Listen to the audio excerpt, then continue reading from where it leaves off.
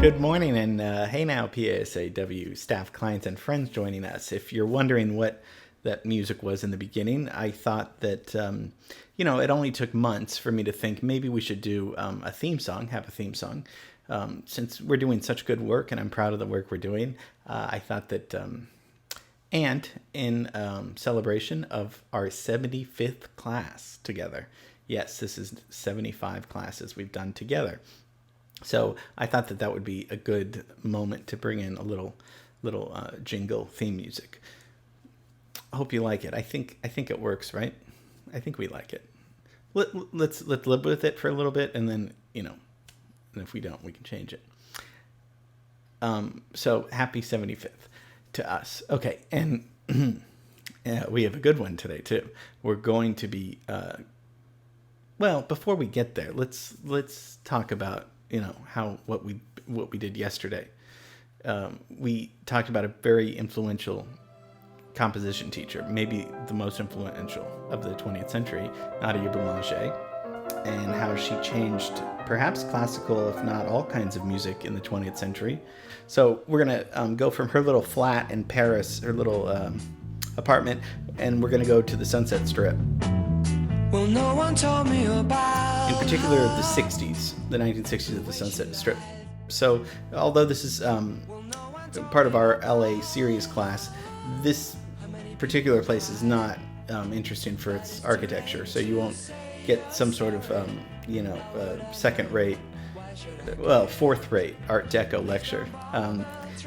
But we will talk about the what has happened in this building, and today we'll be talking about the Whisky a Go Go. The way she looked, the way she acted, the color of her hair, her voice was soft and cool, her eyes were clear and bright, but she's not there. So if we think historically, obviously Sunset Boulevard's been there, since the beginning of LA, over 100 years.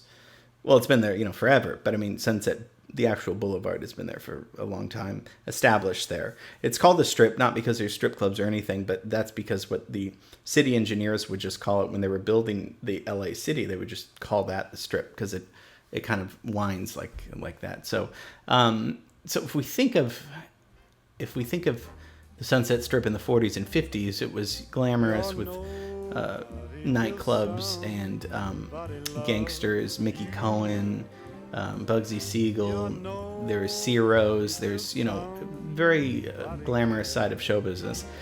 Now that all goes away sort of because, well, of a lot of reasons, but that goes into Vegas territory. So we have, Sinatra and Marilyn Monroe hanging out on the Strip in the 50s, and they still do later, but they move on to kind of the Vegas section. So there's a void on the Sunset Strip in the early 60s. And that void is going to be taken over by hippies, I think. And so instead of having these kind of classy little nightclubs, local nightclubs, this guy Elmer Valentine, he sees that there's a way to capitalize on this thing, and he puts his club back on the map of the cultural consciousness of teenagers, of people wanting a new type of music. So he's got a great vision, but it's also perfect timing, right? If we're talking about 1964, what was happening there? Well, a lot of music for teenagers, in particular with the help of the Beatles, was thriving. So that's going to be the history, the context of the Whisky class as we move forward through this. So the name originally starts in Paris, and they took the name, Elmer and the other investors took the name from a place in Paris in 1947 by Paul Piscini, and that's where the title first comes from. It's Whisky a Go Go. They spell it without the EY at the end because I guess in LA there were zoning laws, so you couldn't have a club named after an alcohol. So that hence, whiskey without an E. I don't know if that's still the law or is it the zoning law. It's kind of funny, but So just that's why they didn't misspell it on purpose. So this guy Elmer goes to Paris, finds this cool little club name and cool club, brings it over to L.A. and we get the Whisky on 8901 Sunset Boulevard. So it's like Sunset in San Vicente, so it's a great location for a club.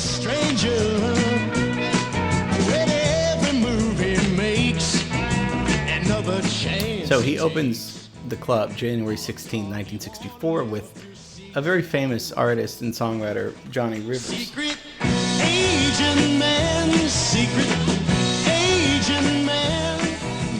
Johnny Rivers played 3 sets a night at the club, starting off. But between the shows, the audience would dance to records, and they would play records played by a DJ. So the original DJ was this young woman in a miniskirt who danced as she spun records from this glass booth above the floor to make more room for the dancers. And this gave the birth of the Go-Go Girl. So the girls would be in these glass-walled booths mounted high above the floor to make room for the dancers, but they would be DJing and doing this in between the sets, and people just thought it was part of the show, and so they became enthralled in this environment that was thriving. And it was a big hit. I mean, Cary Grant, Johnny Carson, the Beatles, they would hold court in these red booths, and Rita Hayworth, Lana Turner, Steve McQueen, they'd all come down here specifically in the early 60s to hear Johnny Rivers perform, and then a little band called The Doors became the house band there.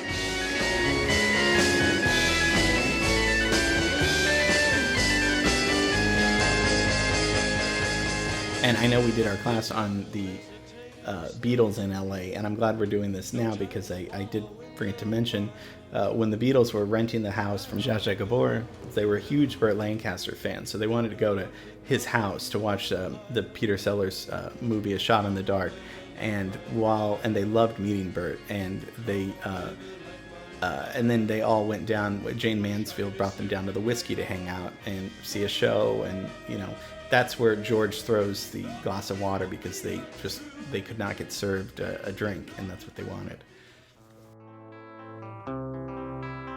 So, I mean, so many stories happening there. So from 64 really till today, the Whisky's been such an important part of bands. So, like I said, the Doors were the first kind of house band. That's where they got their start, their following. But, obviously Jim Morrison was crazy, and after his little Oedipal rant where he kind of does this improvisation, they're not allowed to ask back because it's a little inappropriate what he does, and he's also so stoned a lot where he's fallen off the stage, so they get asked to leave politely, which is okay because we get Jimi Hendrix coming in to perform there, Velvet Underground, Cream, The Who, The Animals, The Kinks, The Byrds. Frank Zappa gets a record deal after performing there one night.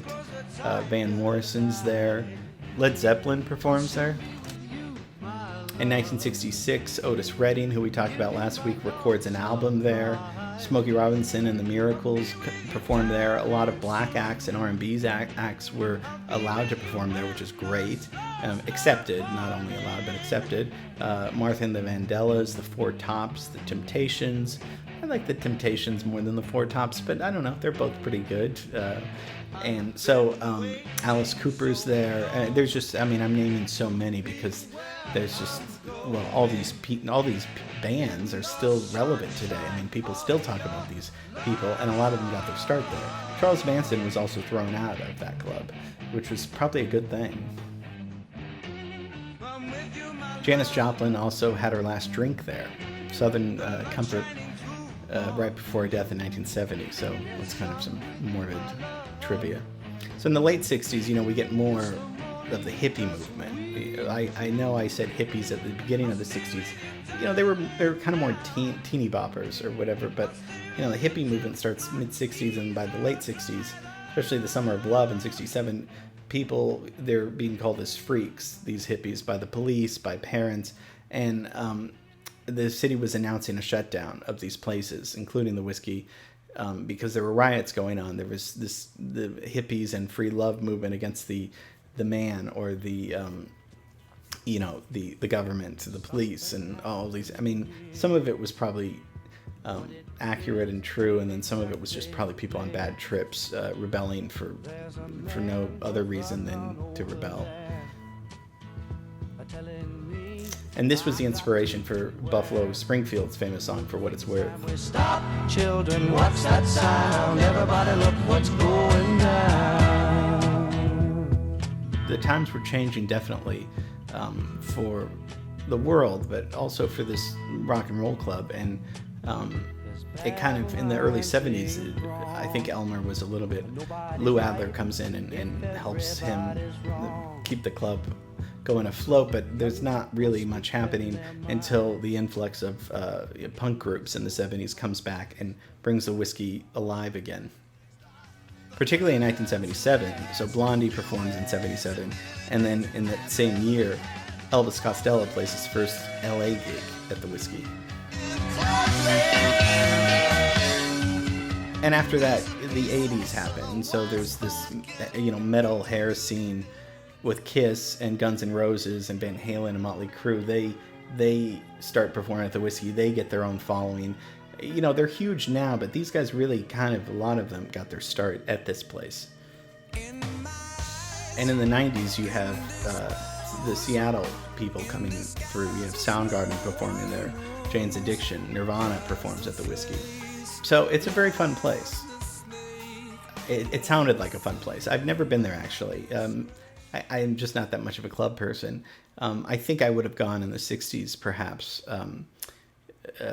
just to see some of these people would have been fun. So that's our LA class, the Whisky A Go-Go. Still there, still thriving. I don't know who's playing there, but you know what? It's like I could say, yeah, probably nobody famous is playing there. And that's probably what people said in the 60s. Let's go see this guy. It's Bob Dylan. I don't know if we've ever heard of him, or it's Elvis Costello. Nobody's ever heard of it. It's like things are happening, and we think these people just become successes just immediately overnight.